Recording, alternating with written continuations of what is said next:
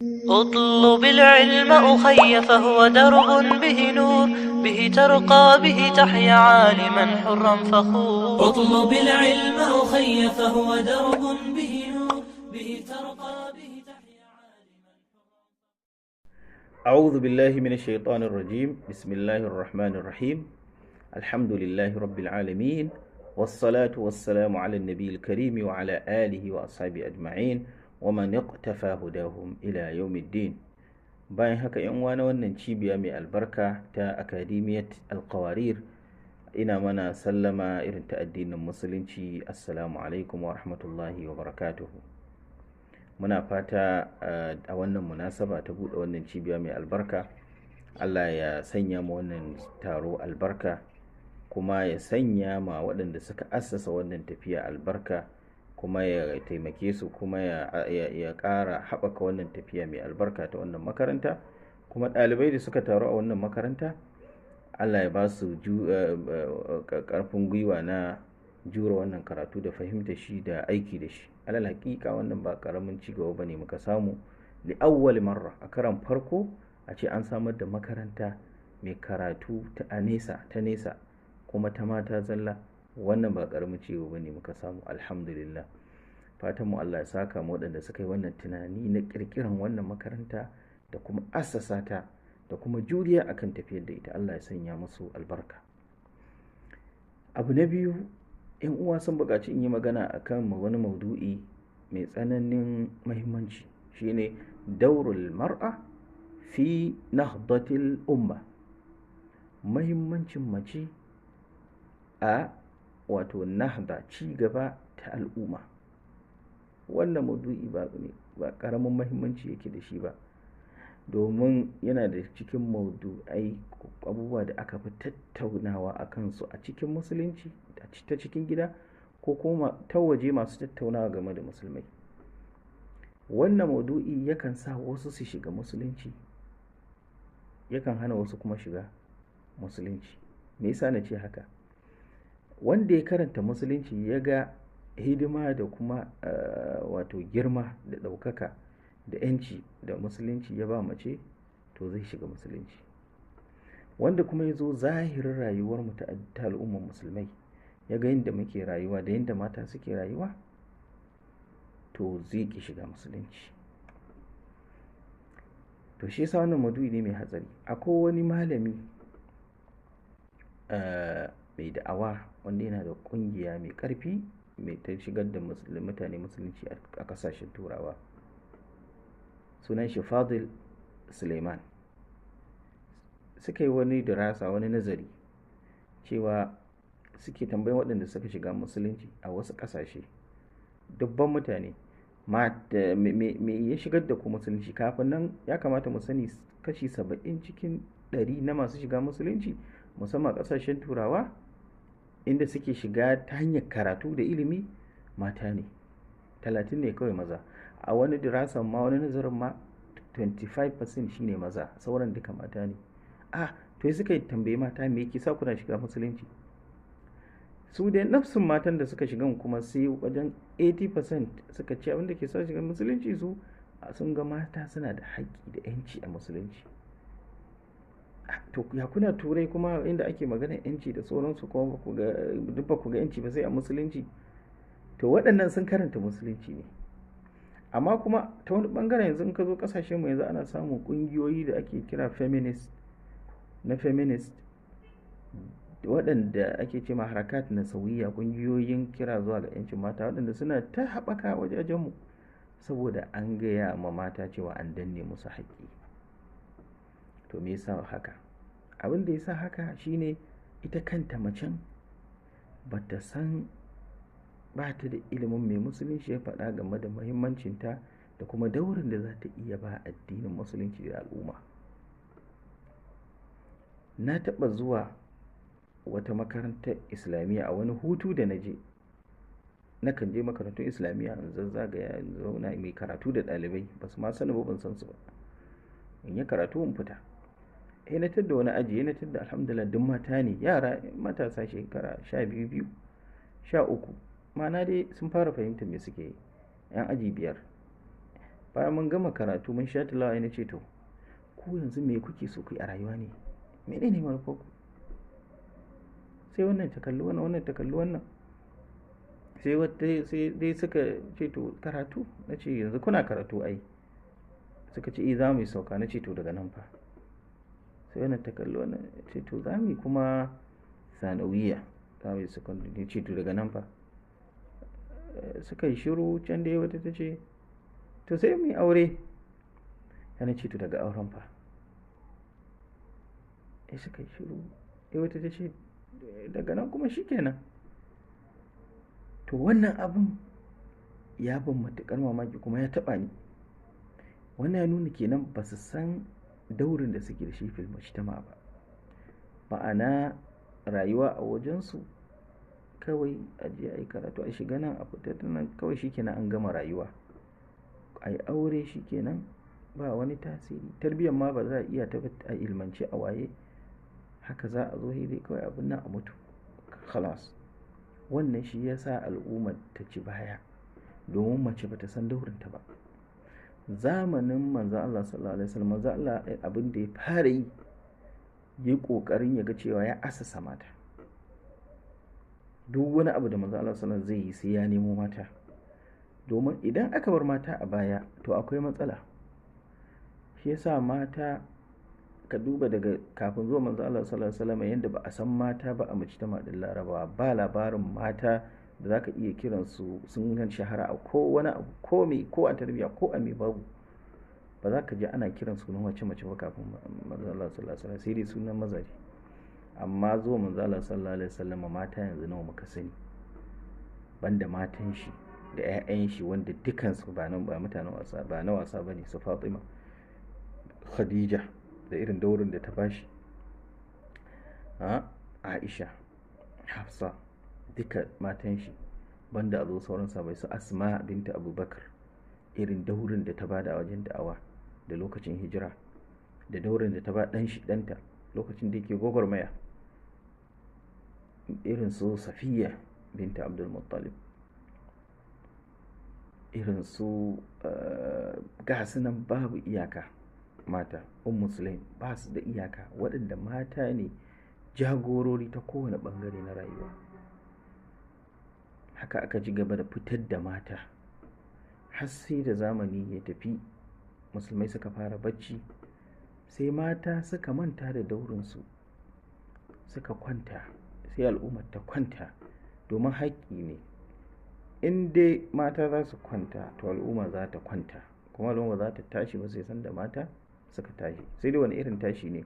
To a nan ya kamata a karanci musulunci, a san menene ya nuna wani irin dauri ne wacce za ta iya badawa, waɗanne ne kuma dauri musulunci zai iya ba, maza za su iya badawa. Mata ba za su iya gane wannan daurin ba da za su iya badawa, maza ba za su iya gane ba, sai ta hanyar ilimi da karatu da tarurrukan ƙara ma juna sani, da kuma shigan ƙungiyoyi na addinin musulunci da ƙoƙarin baiwa mata tallafi da gudunmawa ta ɓangaren ilimi da karatu da training na yadda za su yi duk wani dauri da ake ganin za su iya playing din shi a cikin al'umma, ta yadda za su iya yi kamar yadda ya kamata. A addinin musulunci, kamar yadda na ce, ba a san namiji ba sai da mace, haka nan ba a san mace ba sai da namiji. Wal mu'minuna wal mu'minatu wal muslimuna wal muslimatu innal muslimina wal muslimat, haka aka sani. Da haka ke yanzu a matsayinki na ya mace, kin taba zama kin tambayi kanki menene daurin da zaki iya badawa, dauri na gaske wanda da gaske kin san kina yin playing din shi, ba wai kawai yanda mutane suka saba ba suna rayuwa ki, a'a wani dauri zaki bada na abin nan. Alal misali, akwai wani malami da naje na kissanta wata mata ba Falastiniya, aka tambaye ta wani dauri za ta bada, ta ce dauri na shine zan haifo shahidai domin su yaƙi Isra'ila. Kuma haka ta yi, maza 'ya'yanta guda 3 duka sai da aka kashe su wajen yaƙan Isra'ila, kuma tana murna, tana jin cewa ta ba da dauri. Wallahi wata aka tambaye ta, ki wani dauri zaki ba da al'umma? ta ce daurin da zan yi shine zan fitar da mahaddata ƙur'ani guda 3 waɗanda da ƙauyen da muke ciki da waɗanda suke gefensu za su zama sun ana matsalin karatun ƙur'ani za su zama cewa sun ba da dauri wajen an daina samun matsalin karatun ƙur'ani. Ma'ana ana yin aure ne domin manufa, ba ana yin aure ne kawai domin aure haka ba. Mu duba da kyau ƙisar annabi Musa da mahaifiyar shi ta sa shi a cikin akwati ta tura. Asiya matar Fir'auna daurin da ta bada a wannan abu da ƴar uwar shi daurin da suka bada, wannan dauri ne mai muhimmanci na da'awa wanda mata suka yi, kuma Allah ya labarta mana daurin Maryam wajen raya ɗakin Allah, dauri na mata waɗanda suka yi a ƙur'ani, a sunna, a tarihi wanda babu iyaka, ba lokacin kawo shi bane. Da haka ke a matsayinki na ƴa mace ya kamata ki tsaya ki ce wai ni wani irin gudunmawa zan bada. Da haka nake bada shawara kamar haka. Na farko, ba za ki iya sanin gudunmawa da za ki bada ba sai da karatu. Shi yasa wannan mu'assasa da ire-irenta ku rike ta da kyau, kuma nake bada shawara ga mu'assasa ta irin wannan a dinga yawan yin tarurruka na ƙara juna sani kan yadda za a nuna wa mata yadda za su iya bada daurin da ya kamace su a aikace, ba kawai a ilmance ba, a kawo aikace, a bada training ga yadda za a yi. Abu na biyu shine dauri na farko da mace za ta iya badawa shine dauri na bayan ta kawwana kanta a ilmance, ta san muhimmancin haka, to sai kuma sana'atul ajiyal, ya za ta fito da next generation waɗanda za a haifa. Yanzu duk wanda suke matasa 'yan shekara 20 khalas sun girma, da 'yan shekara 10 ba kila ba a yanki ba ki ba, yanzu za ki haifi 'ya'ya, su da next generation wanda nan da shekara 35 zuwa 40-50 su za su jagoranci al'umma. Ya zan yi fitar da irin wannan generation din, ya za in fitar da mutum na gaske. Wannan shi ma yana buƙatar ilimi, yana buƙatar shiga training da kuma haɓaka kai domin in san wani irin generation zan fitar. Da haka lokacin da kike ba da gudunmawa na al'umma, su ma 'ya'yanki suna ba da wannan gudunmawa. Ba za ki zama jahila mace ba wadda bata san ma yadda za ta yi rayuwa, balle ta sa wani a cikin wani ɗanta ko wani wanda take tare da shi, wanda halin da al'umma mu take ciki wannan shine matsalar. Maza suna can neman kuɗi da neman arziki, su kuma mata ba su ma san yadda za su ba da dauri ba. Da haka sai zama al'umma burinta duniya kawai. Mata ya za su je kawai su yi kwalliya, su je biki, su yi wannan kawai shine aikinsu. Amma 'ya'ya ba su san yadda za su tafiyar da su ba kwata-kwata. Ko kuma kawai a tarbiyyantar da yara, kawai a tasar da su, a nuna musu kawai inda za su yi karatu na kuɗi, inda za su samu kuɗi, shi ke na rayuwa ta ƙare. Wannan shine matsalar mu. Don haka mace tana da dauri sama da kashi 70 wajen assasa al'ajiyar alƙadima, next generation. Mata suna da matuƙar muhimmanci su samar da wannan dauri ɗin. Abu na uku, mace yin zaki aure, ki tabbatar wannan shine abin da zaki kiyasta namijin da zaki aura da shi. A matsayin ki ne mai karatu wadda kike da manufa, kin rubuta ta, kina tafiya a kai, to namijin duk da zaki nema ko da zai zo wajen ki duba yana da wannan siffofin, ya yake tunani, shi irin wannan tunani yake da shi ko wani irin tunani. In bai da wannan tunanin, to ki maza ki sa takalmin ki ruga, domin zai lalata hudda da kike da shi. Idan kuma mutum ne yana dan fahimta, to ki kokari ki, inda kin ji kina son shi, to ki kokari ki sa shi akan wannan hanyar, domin in kika yi aure kika auri wannan, wallahi rayuwar ki ta lalace kenan har abada, kuma halin da ake ciki kenan muna gani. Da haka wannan yana da muhimmanci, wannan abubuwan uku.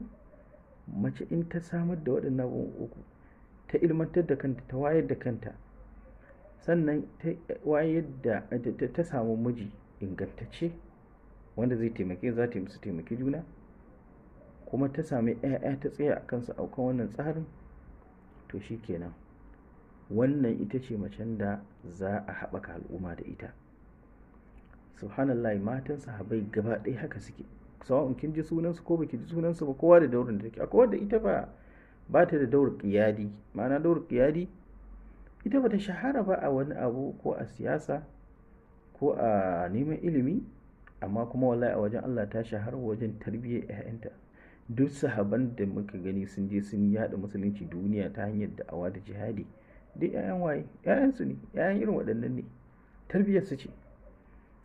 Ba su fito mana da 'yan sara suka da 'yan shara da 'yan duk ba su fito da waɗannan ba labaransu a lokacin. Suna gida suna aiki da gaske, suka fitar da maza ba tare da an san su ba. Akwai kuma wanda sun shahara wajen ilimi, akwai wanda sun shahara wajen kaza da kaza. Da haka yi kamata ke tambaye kanki, ni menene nake so in shahara a kai, me zan iya, me kudurata, me na iya ni a rayuwa, kuma ta wani bangare ne zan iya samar da wannan ci gaba da ake bukata, da mata suke bukata.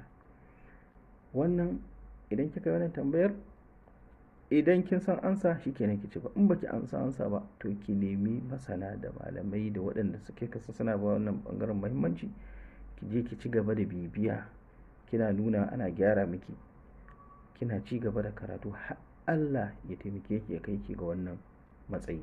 Wannan lokacin muhadara ba za ta ba mu lokacin, ba zai ba mu dama ba, insha Allah nan zan tsaya.